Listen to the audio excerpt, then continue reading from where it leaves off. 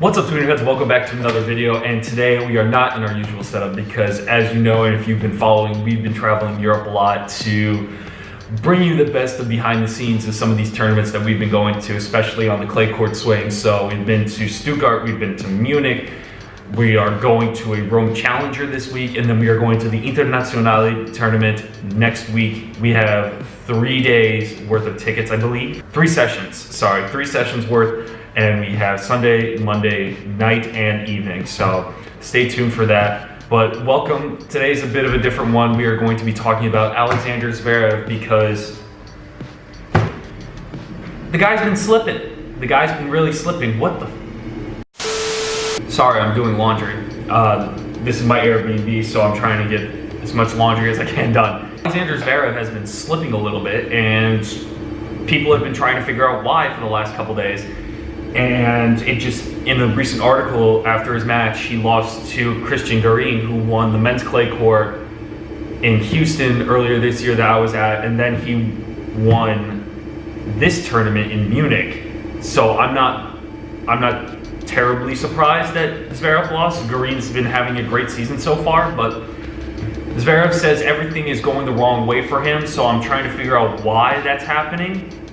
So let's just dive right into it. In a recent article by tennisworld.com, there has been some speculation as to why his mental state hasn't been there. He recently broke up with his girlfriend, and he recently has been dealing with his father's illness that took him away from Yvonne Lendl and him traveling with Zverev to some tournaments. So I don't know if that's a possibility, because for me at least, that would be something that would definitely distract me a lot, especially after a breakup. Someone in your family is sick. You can't really focus on your tennis when you have other stuff and bigger things than tennis going on in your life, especially of that caliber. So that's probably one of the factors that's going on behind him. And I think another thing that he's been doing as well is, with all this going on, I think the amount of pressure he's putting on himself is a lot more than we think. At 22 years old, he's been said to be the next gen. He was the first next gen to be said to win a Grand Slam during this time of Novak, Rafa, and Roger.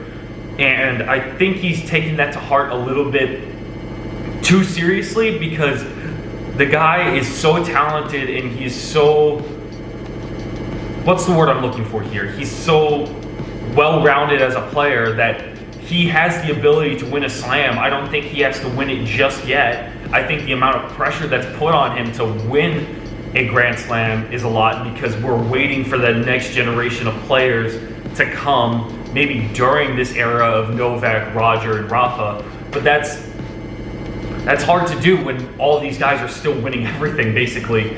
Only a few have broken into the top 10 that have won big tournaments, so let's give the guy a break a little bit.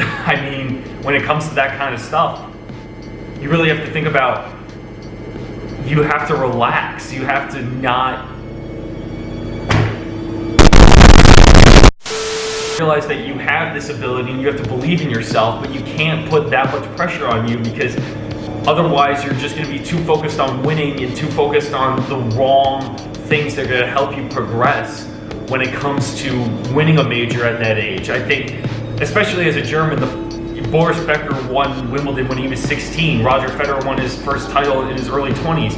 I think when it comes to this kind of pressure, I think he's relating to all these past champions and how young they were, and then with the amount of news and media that goes on throughout the day,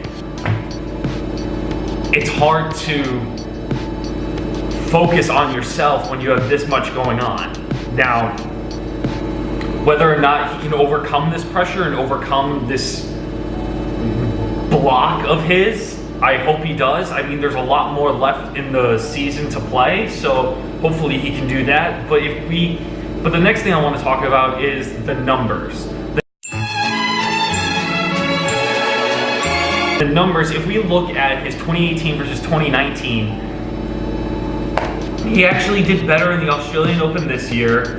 He did better in Mexico this year, and that was probably it. The only three tournaments that he did well in was Miami, he made the finals of, Monte Carlo, he made the semifinals of. This year he lost to Fabio Fognini, but you can't be mad when you lose to the eventual champion of the tournament. And Fabio Fognini also won the tournament and beat Rafael Nadal, so you can't really be mad at that. So I don't think when you lose to a champion of a tournament, I don't think you have to feel that bad. So Zverev, you're good. Just move on from that one. But Miami final, Monte Carlo semifinal, and then he won Munich. So he lost to Christian Garin in the quarterfinals. Garin won the tournament. Don't worry about it. But now he has to defend a couple more tournaments before he eventually he can drop out of the top 8, I believe, because he has to get to the finals of Rome. He has to get to the finals of Madrid because he won it last year. So there's a lot more to defend for these next couple tournaments, and he said him and team are like the next clay court rulers after Rafael Nadal, but Rafa's still breathing. There's no effing chance that you're gonna beat him. I think Monte Carlo was a bit of a fluke with Fognini, but that's a whole nother story. So I think I wrote an article about Zverev on my website. You can check it out at www.tweener.tennis.com. What I wrote about it is I don't think anyone has to panic when it comes to Zverev and what to look forward to when it comes to his performance on the court.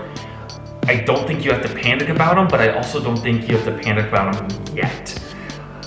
He still has a great ability to play. He's still one of the top young guys in the game, but I'm not too worried about how he's playing right now.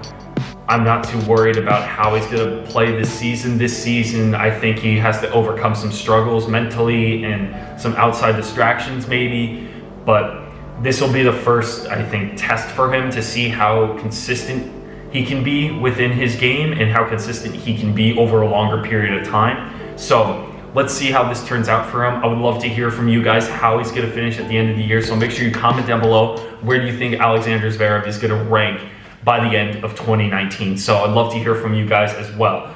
If you guys did enjoy this video, if you want to see me make another video about other people on tour, make sure to leave a big like on this video, as well as making sure you're subscribed to Tweener Head Tennis, as well as leaving a comment down below of who you want me to talk about more. So I hope to see you guys very soon. If you want to check us out on all our social medias, Facebook, Twitter, Instagram, as well as our website at tweenerheadtennis.com for more behind the scenes articles, as well as merchandise that you can purchase. Hope to see you soon, guys.